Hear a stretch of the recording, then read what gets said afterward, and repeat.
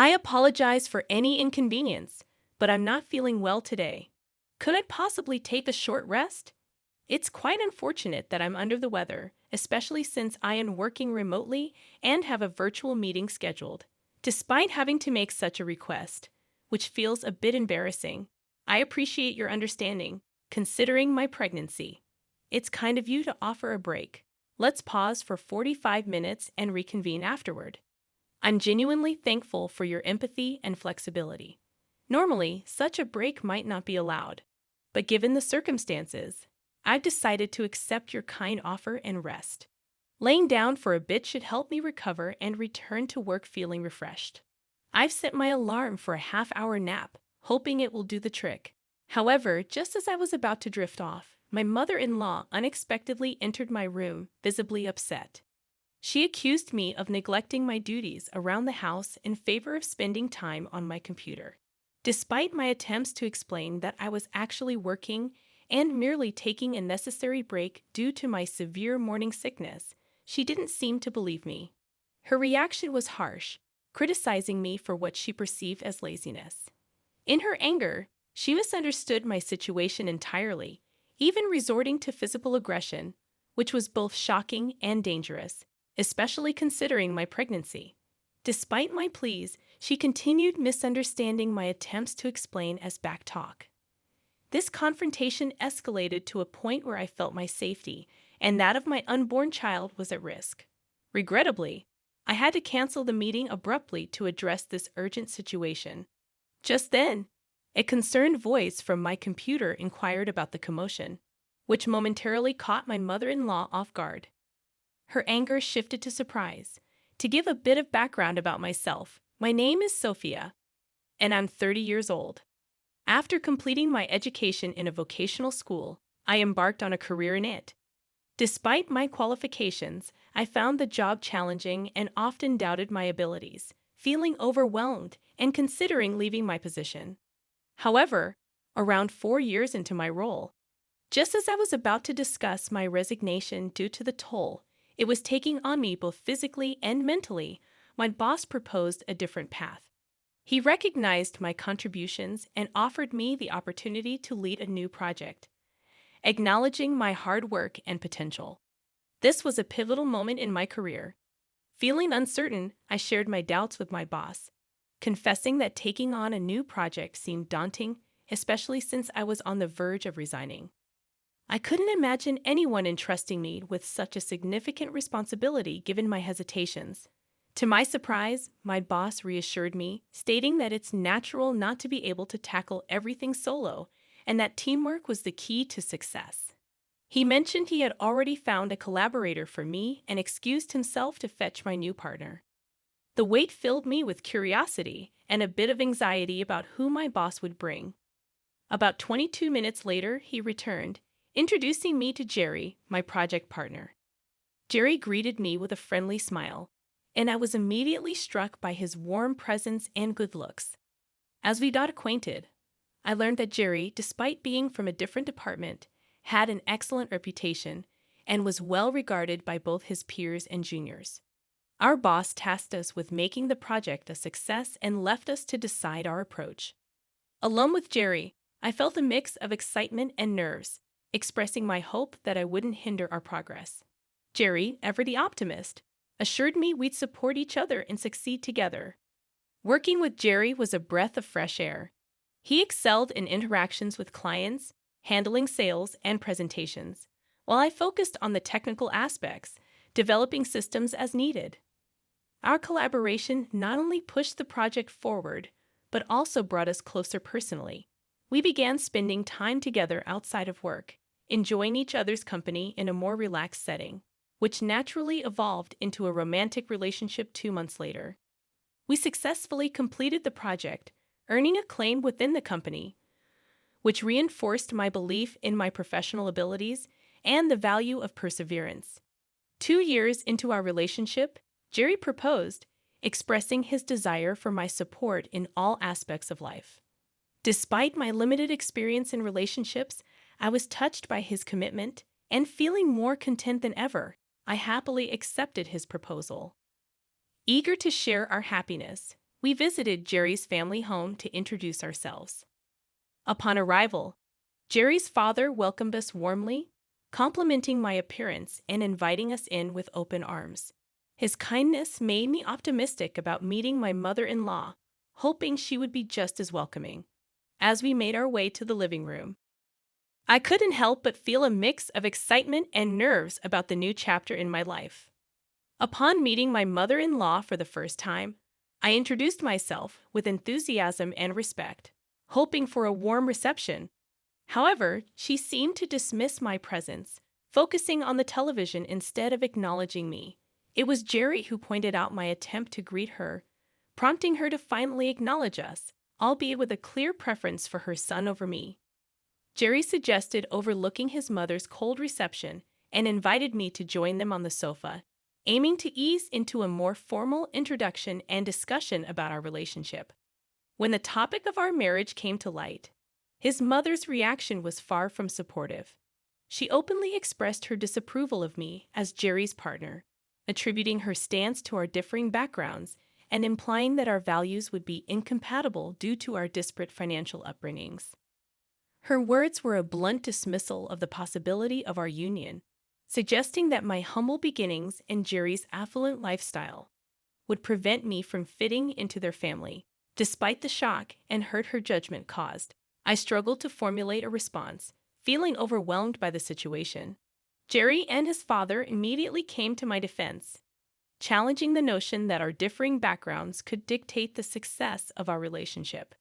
Jerry's objection to his mother's harsh words showed his commitment to us, and his father attempted to mediate the tension. Yet, my mother-in-law remained unconvinced, setting forth a condition that caught us all off guard. She demanded that if we were to marry, I must agree to live with them in their family home. This unexpected ultimatum was her way of granting her approval for our marriage, placing me in a difficult position. The thought of not starting our married life independently as I had hoped was disheartening. However, understanding the importance of family and the commitments that come with marriage, I agreed to her terms. I assured her of my readiness to embrace all responsibilities, including caring for her and my father-in-law when needed. My declaration surprised everyone, especially Jerry and his father, who likely did not anticipate my willingness to comply with such a significant request. I made it clear that my commitment to Jerry extended beyond our immediate happiness to include the well-being of his family. With a heavy heart yet determined resolve, I asked for her approval once more, hoping this gesture would bridge the gap between us and allow us to move forward as a family. Agreeing to my mother-in-law's condition, I found myself securing her approval for our marriage. She asked me to look after them, which I promised to do, marking the end of our initial tense introduction. Despite my reservations about living with my in-laws, the presence of Jerry and the support of my father-in-law gave me hope that things might turn out fine. Fast forward 8 months, Jerry and I were married, and I moved into his parents' house as agreed. The first few months passed with little incident.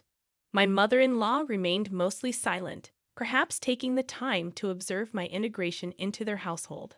Aware of her watchful eyes, I diligently managed household chores alongside my full-time job, hoping to avoid any cause for complaint. One morning, as I was about to leave for work, my mother-in-law stopped me, indicating she wanted to have a discussion. Anticipating a lengthy conversation, I braced myself for what lay ahead. I promptly informed my boss that I would be late as my mother-in-law chose to discuss my pregnancy, a topic not surprising given Jerry and I had been planning for our family's future. I was prepared for her thoughts, expecting her to suggest I quit my job to focus on the pregnancy and eventual motherhood. Indeed, she voiced exactly that opinion, arguing that I should leave my job immediately. This stance was difficult for me to accept. Before marrying Jerry, quitting might have seemed like a plausible option. However, my work had become a significant part of my identity and happiness. Moreover, with a baby on the way, the financial stability my job provided felt more crucial than ever. Despite my reasoning, my mother-in-law persisted, criticizing my decision to work and even my ability to manage household tasks. Her harsh words began to take a toll on my well-being. The conversation stretched on, and as time ticked away, I realized I was significantly late for work. Feeling cornered, I acknowledged her demand to quit my job, though I had no real intention of doing so. This concession was meant to end the immediate confrontation, but my mother-in-law pushed further, insisting I inform my employer of my resignation that very day. This left me in a difficult position, outwardly agreeing while internally conflicted about my next steps. After arriving at work significantly late, I couldn't shake off the unease clouding my thoughts. Seated at my desk, I found myself voicing my worries under my breath, catching the attention of my boss, who could tell something was amiss. Despite my attempts to dismiss his concerns, he saw through my facade and guided me to a secluded conference room for a private discussion. Reluctantly, I opened up about the dilemma I was facing at home. My mother-in-law had sternly advised me to quit my job due to my pregnancy, insisting that it was for the best. Yet the thought of leaving my job felt wrong to me. I wished to continue working, I told my boss. He listened intently, absorbing the complexity of my situation before falling into a contemplative silence. It wasn't long before a solution sparked in his mind. He proposed the idea of remote work, suggesting that it could be a viable compromise.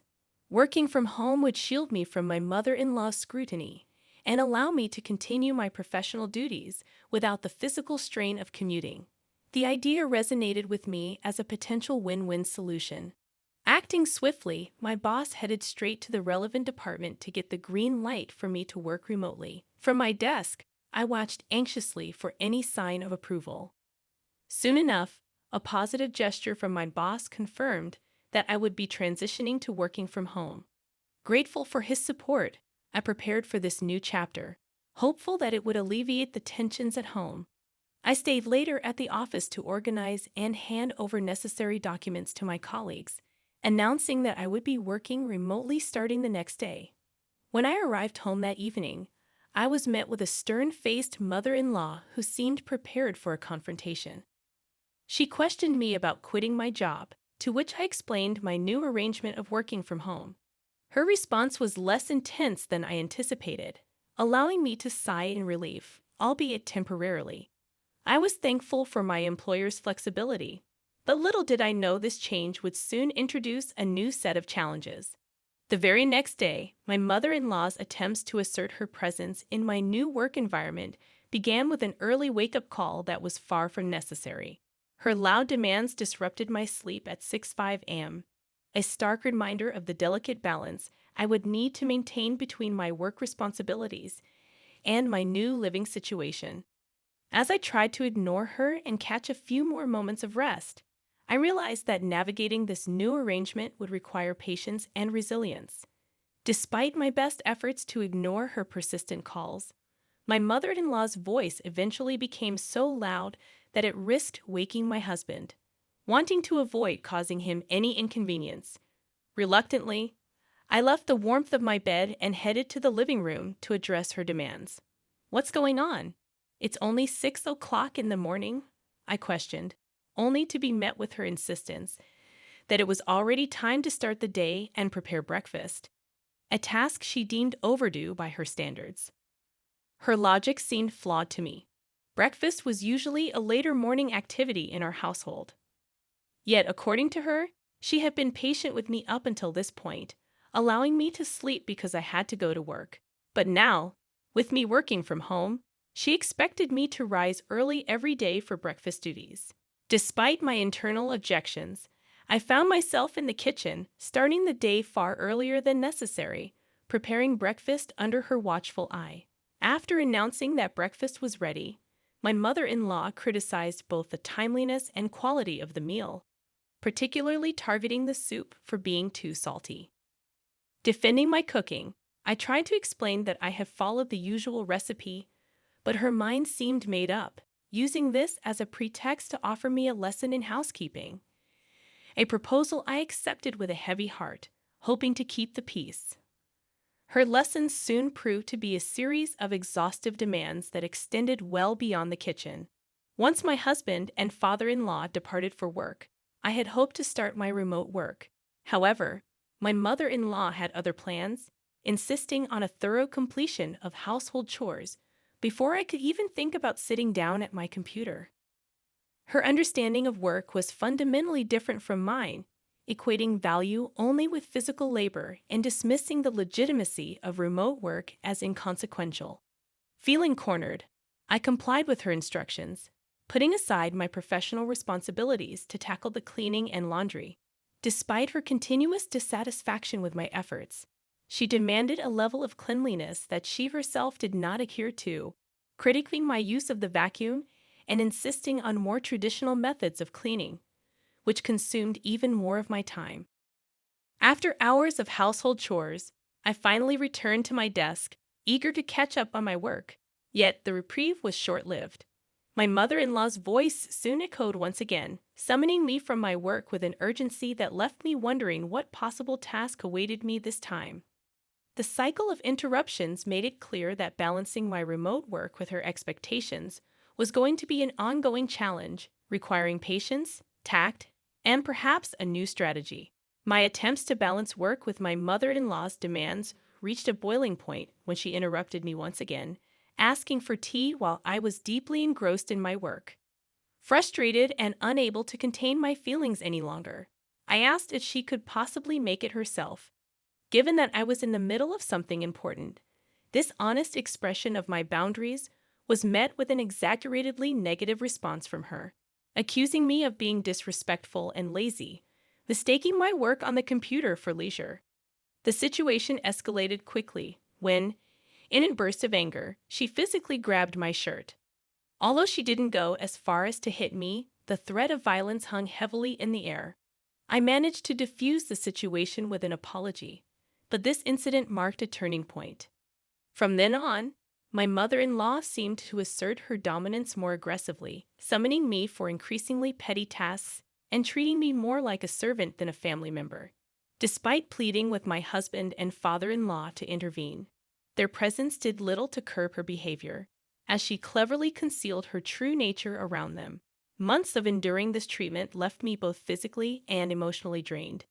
However, a particularly distressing incident occurred on a day when I had diligently completed all my chores early in anticipation of an important online meeting, just as the meeting was about to start. Feeling suddenly unwell, I had to request a short break during the meeting, which was kindly granted by the meeting leader. As I lay down to rest, my room door flew open, and my mother-in-law stormed in, accusing me of shirking my duties under the guise of work. Despite my attempts to explain that I was genuinely unwell and had already completed the household tasks, she launched into a tirade, questioning the legitimacy of my work and accusing me of lying. Her anger escalated to a shocking act of violence as she began to physically assault me, endangering not just my well-being but also that of my unborn child. In a desperate attempt to protect myself and my baby, I had no choice but to cancel the meeting and seek safety. In this moment of crisis, a voice from my computer offered a brief distraction, but it did little to deter my mother-in-law's fury. Her actions, driven by misunderstanding and a refusal to acknowledge the legitimacy of my work and health needs, underscored the severity of the situation, leaving me in a position where I had to reevaluate my living situation and seek a resolution to ensure the safety and well-being of both myself and my child. In a dramatic turn of events, my confrontation with my mother-in-law reached its climax when, after enduring months of mistreatment, an unexpected ally emerged. As I lay on the bed feeling vulnerable and wronged, my plea for help was unexpectedly broadcasted through the open meeting screen, capturing the attention of my father-in-law, who witnessed the entire ordeal. Reacting swiftly to what he had seen, my father-in-law rushed home, determined to put an end to the abuse. The room was charged with tension as he confronted my mother-in-law, demanding an explanation for her actions. His presence was formidable, echoing the authority he wielded in his professional life. Yet it was clear that his outrage stemmed from a place of protective concern for both me and the unborn child. My mother-in-law, caught off guard and unable to justify her behavior, attempted to defend herself. The situation escalated when my father-in-law revealed his direct involvement in the project that had brought me into the meeting, a project that symbolized a collaborative effort between our companies and highlighted the importance of my work. The revelation that my professional contributions were integral to a project of such significance seemed to momentarily shift the power dynamics within the room. Yet, the scene took a concerning turn when, in a moment of misguided retribution, my father-in-law mimicked my mother-in-law's earlier actions against me. Despite his intentions, I couldn't condone the violence and intervened, urging him to stop. Grateful for his support, but unwilling to see harm come to anyone else, in the aftermath, I found the courage to address my mother-in-law directly, challenging her dismissive attitude toward my work and asserting my autonomy. I explained the necessity of my job and the steps I had taken to adapt my working conditions, emphasizing that her demands had repercussions beyond our household. My words were an assertion of my independence, that I was neither her servant nor someone to be belittled or controlled. Her response to my defiance was predictable. Yet in that moment, I stood my ground, empowered by the validation of my work and the support of my family.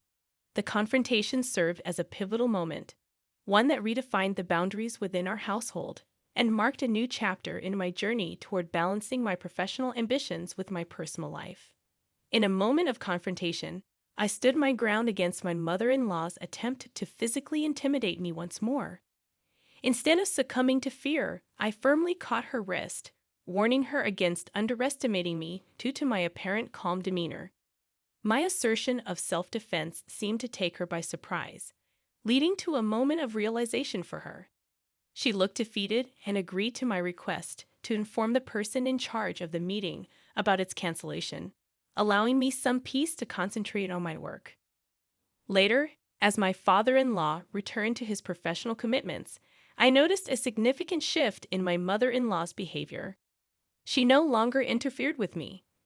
This newfound tranquility allowed me to make remarkable progress in my work undisturbed, a stark contrast to the previous months of constant interruptions. That evening, as I was preparing dinner, my husband and father-in-law arrived home. My husband, having been briefed by his father about the day's events, expressed concern for my well-being. Despite the tension, I reassured him that I was all right. However, he felt the family discussion was necessary and summoned everyone to the living room. As we gathered, the atmosphere was tense, especially around my mother-in-law, who seemed anxious about the impending conversation. My husband directly addressed the day's events, prompting my mother-in-law to admit her actions. This confession seemed to weigh heavily on him, marking a moment of realization about the extent of her behavior towards me. The silence was then broken by my father-in-law's declaration of his intention to divorce, acknowledging his part in allowing the situation to escalate to this point. The announcement shocked everyone, especially my mother-in-law, who pleaded for reconsideration. However, my father-in-law stood firm in his decision. The following days saw the agreement of the divorce being put into action, with plans to remove my mother-in-law from the home. As she prepared to leave, burdened with her belongings, she sought closure, thanking me for the time spent together. At this moment, I felt compelled to address her one last time, not out of forgiveness, but perhaps to offer a final piece of advice or closure. Her expression shifted as she turned back at my call, possibly hoping for a last-minute reprieve or reconciliation. However, my words for her were not of forgiveness, but a reminder of the consequences of her actions, emphasizing the importance of respect and understanding within a family. This encounter, though brief, was a poignant reminder of the complex dynamics that had unfolded and the transformative journey we had all embarked on as a result of these tumultuous events. After my mother-in-law left the house, carrying the weight of her actions and the consequences they brought, I couldn't help but feel a mix of relief and contemplation. The idea of seeking legal action against her crossed my mind, especially after her reckless behavior, but I chose a path of restraint. Instead, I sought reassurance from my father-in-law, wondering if the decision for him to divorce her was truly what he wanted. His response, filled with regret for not recognizing her true nature sooner, affirmed the necessity of the separation.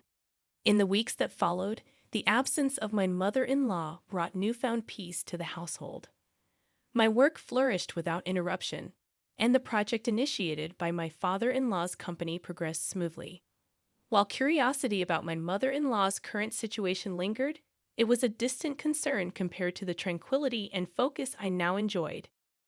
The question of her well-being finally found its moment over dinner one evening when my husband inquired about her. My father-in-law, with a hint of concern and curiosity in his voice, shared that he had visited her. The description of her living conditions, marked by disarray and convenient store meals, painted a stark contrast to the life she once led. Her current employment at a supermarket, supplemented by a pension, suggested a significant adjustment from her previous lifestyle. This revelation brought mixed emotions. While there was a part of me that felt vindicated, another part couldn't help but reflect on the drastic changes she had undergone. The knowledge that she was struggling did not bring joy, but a complex sense of closure. The focus now shifted to the future, particularly to the arrival of our daughter. The commitment to providing a nurturing, positive environment for her became my primary focus, ensuring she would grow up in a household defined by love, respect, and stability, far removed from the turmoil of the past. As I anticipated the birth of our daughter, the resolve to shield her from negative influences strengthened. The experience with my mother-in-law served as a poignant reminder of the values and environment I wished to cultivate for our growing family. With this vision in mind, I looked forward to welcoming our new addition with optimism and open arms.